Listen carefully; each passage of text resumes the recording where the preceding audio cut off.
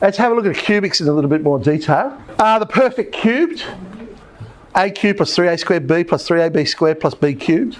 Powers of a going down by 1, powers of b going up by 1, 1, 3, 3, 1 are the coefficients. The a minus b all cubed, same pattern, but of course now the signs are alternating because the minus b is going from minus b to an odd power, minus b to an even power, which makes it positive and so on. Again, that pattern, just like with the quadratic, that pattern will always be there. If you had a plus b plus c all cubed, you will get a cubed plus b cubed plus c cubed.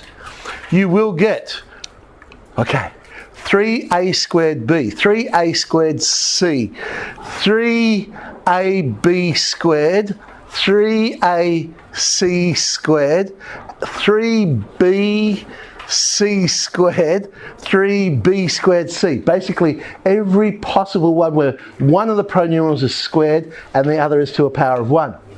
But there is another one that's there, and of course you could end up with an ABC, and the question is, how many ABCs would you have? I think it's is it 6? So work out to be 6? Yeah. Yep. Yeah. Okay. Anyway, so to generalise that, difference of two cubes, a minus b, a squared plus ab plus b squared. But unlike the squares, we also have a sum of two cubes. It just starts like the question.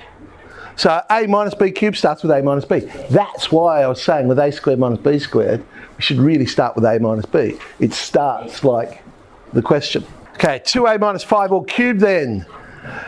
Well, you might not necessarily write this line down, but that's what you're doing. 2a all cubed minus 3 lots of 2a squared times 5 plus 3 lots of 2a times 5 squared minus 5 cubed ends up being like so.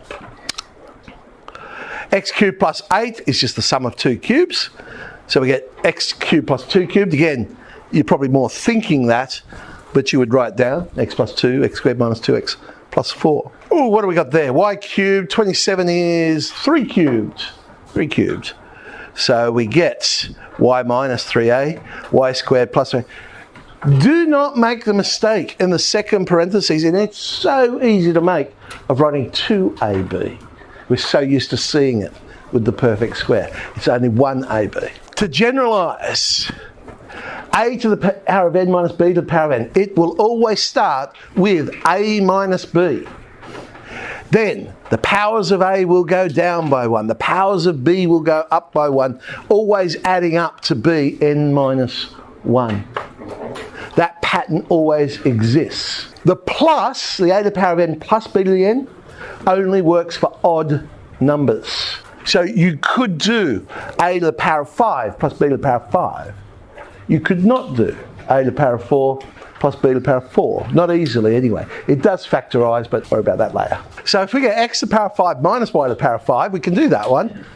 So it's just x minus y, x to the power of 4, powers of x are going down by 1, powers of y are going up by 1. Technically, the reason why the odd ones go like they are, so a to the power of 7 plus 1, because what you're really doing is saying a to the power of 7 minus negative 1 to the power of 7. And so that's why you then get a plus 1 in the first one, and then ends up alternating, you'll notice, in the second one. Plus minus, plus minus, plus minus, plus minus. So it works for odd powers, but it won't work for even powers. The old Cambridge book, I think I photocopied it, and it's at the back of the handout if I remember correctly, to save you going online and trying to find it on Moodle, but I believe it is there.